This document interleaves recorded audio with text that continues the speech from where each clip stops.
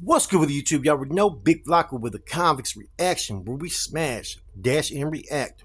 Please hit the like, subscribe, comment, and do all those things to help support this channel and hit that bell notification for future fire reactions. Now, there's been a lot of commotion circling around the town of Victorville because recently at a football game, San Bernardino County Sheriff's Department, man, sheriff departments in every county are known to be fucking corrupt, man. They run at their own tune.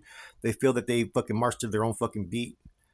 Now, there was an altercation to where a 16-year-old was brutally slammed to the ground, man, viciously, man. I can't even do a reaction or show it because for fear that YouTube will fucking take this video down. Now, this officer, right, claims that the 16-year-old fucking first it was that she actually grabbed the fucking pepper spray gun. Then it was that she attempted to. There's all kinds of different rumors that are circulating around of what happened.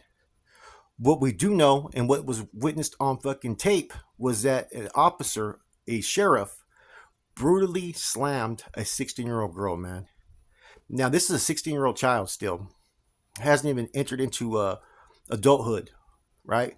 Over a man who's probably has his man's strength already in his, late 20s, 30s, brutally takes advantage of a situation to slam a 16-year-old child. I don't care how bad that kid is, unless your life is in immediate danger. First of all, it's looked frowned upon for a man to even touch a woman in those circumstances. You're supposed to do all you can to deal with it. They could have took her to the ground or whatnot, but the way in which he did so was fucking violent, was filled with hate, anger, right? And just showed what this sheriff thinks about a 16-year-old child. Period, man. What if this was his kid, man? It's one of the more shocking scenes that I've seen in a long time, but there's a lot of incidents that have happened just like this. I did a story about one that had happened in Sacramento not that long ago. Same thing, right? Now, the mother quoted that she doesn't know how long this is going to affect her daughter. So I can get it. Teens are going to rebel. They don't like law enforcement. They don't like authority. They like to go against teachers. And when you get a bunch of students that fucking cause a disturbance, they're going to be fucking filled with emotions trying to fit in. This does not really justify the means of which this officer came and just fucking brutally slammed her to the ground. And we're talking WWE style body slams by a fucking man that was fucking huge. He could have subsided and got her pretty much down a lot faster, right? And you're dealing with kids, right? I get it. Kids can be violent. Stuff can get out of hand. But you still got to be cautious of your actions, man. I didn't see no imminent threat by students, right, who were just fucking, getting into a little brawl at a football game. I didn't see it really threatening or posing any threat to any law enforcement officers, man. And like I said, sheriffs are part of, peace officers. They're supposed to bring peace. They're not supposed to incite riots. They're not supposed to, inflict torment or abuse upon anybody. And it's even worse when it's someone that's under 18, because now you've got a whole issue to where law enforcement have to be liable for their actions. Regardless, I'm not saying that this young kid was in the right. A lot of kids make mistakes at that age that aren't always the best, and that's why a lot of times you'll have juvenile branches of, the court system giving kids a lot more chances when they're at that age, because a lot of times you make mistakes. This officer needs to consider that when you're dealing with high school kids, you're going to have kids that are going to make mistakes. This didn't seem like a fucking rowdy bunch of, gang members or thugs or anything like that were in their 18s and teens that were brawling. These were basically high school students, man, that got out of hand. I'm not explaining or justifying their actions, but that does not excuse the officer's actions at all either. See, that's what ends up happening. What if the kids weren't doing that? Okay, I get that part, but it still doesn't excuse a police officer's actions. Now, bear in mind, the media hasn't picked up this story, which they should, right? But like I said, right, the way politics are in political maneuvering, skin tone and skin color have a lot to do with how, the media fucking propagates their stories. Basically, they don't see no advantage of this occurring politically or a storyline that's going to sell nationally. It just doesn't sell. If it was a black or white kid, it probably would get a lot of views for some reason, right? But it seems like anytime it's within the Latino community, these issues happen all the time. It doesn't get the same amount of energy. It just never does. And, like I've always said before, a lot of it has to do with, I believe, you know, the media wants to propagate stories that are going to be, headlines that are going to gain attention, right? That people are going to want to get behind and support. There's not a real call for Latinos being abused and people taking a stand against it, because you have it all the time where you have individuals who are being killed all the time by law enforcement, victimized, abused, right? This isn't the first fucking case that I know of. There's been several, but there's been no attention, right?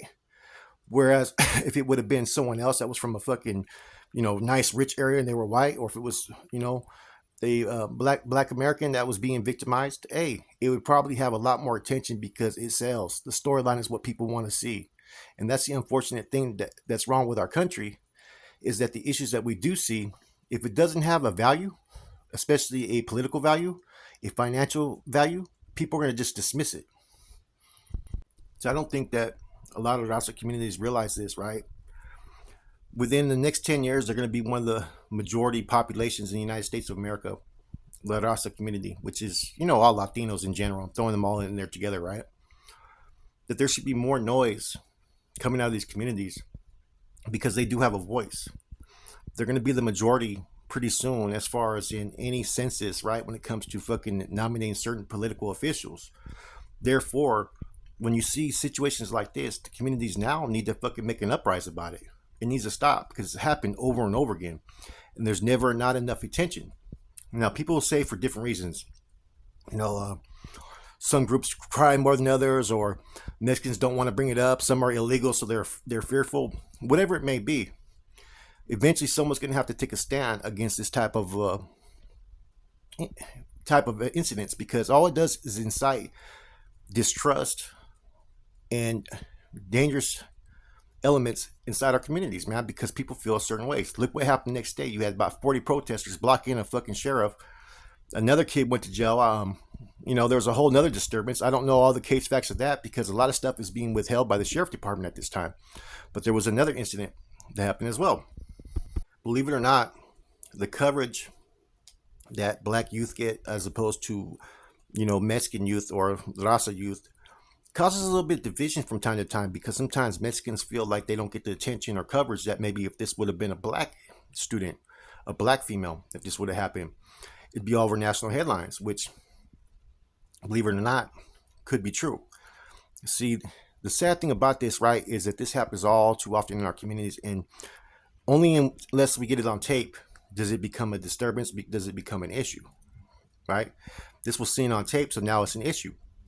People could witness this officer's brutal force towards a 16-year-old child. You know, and I refer to child because until she's 18, she is still a child. And as an officer, she is part of the community that you fucking are supposed to protect. So when you take a course of action that incites more violence and aggression, that just goes to show that the officer is accountable just the same as the student. Like I said, I'm not trying to justify why the students were fucking brawling or getting into it. It could be one of those situations. Kids will be kids, but it doesn't justify an officer's actions. Let the parents deal with discipline. Let even the courts deal with discipline if they feel it's needed. Let the school deal with it. You know, there's so many injustices that occur based upon the fact of officers being given the right to act as they want to act. Now, this is why there's so much distrust in the communities. How can you bridge a gap between community and law enforcement unless you start to hold your own people accountable? You can't always make excuse every time your officer does something wrong. Sometimes you got to sit there and say, you know what, you fucked up. Bam, get rid of them. And say, we're not going to tolerate this within our fucking department. But until there's enough pressure coming from the community, these sheriffs are going to do as they please. And San Bernardino is known to be one of the most corrupt departments of law enforcement that there is. LA is pretty bad. San Diego, Alameda, Santa Clara, all these counties are bad. All sheriff departments are pretty much in cahoots, it seems like, because they feel like they're a different branch in law enforcement as opposed to police officers. Anyways, this is just my thoughts, my views. There's going to probably be a whole lot of other channels that are probably going to be dropping stuff on this, but I want to just go from a different aspect of it, and that this needs to be taken as a calling for people to step up and, quit being bickering over bullshit. There's too much shit that I see that fucking some people are becoming their own cancer culture within their own communities. And these are relevant issues right here. I don't give a fuck what happened over here, over there. This is your community. This is a problem. And unless you have a voice in that fucking community, the problem's not going to go away. It's going to get swept under the fucking rug like a whole lot of other issues did. We're in that age of social media. Everybody has cameras. Everything can get fucking scrutinized and caught on tape. We could self-police ourselves by having these fucking cameras, taking videos, and then holding everybody accountable with the actions that we see behind them. Anyways, my thought, my view, my reaction. I'm gone.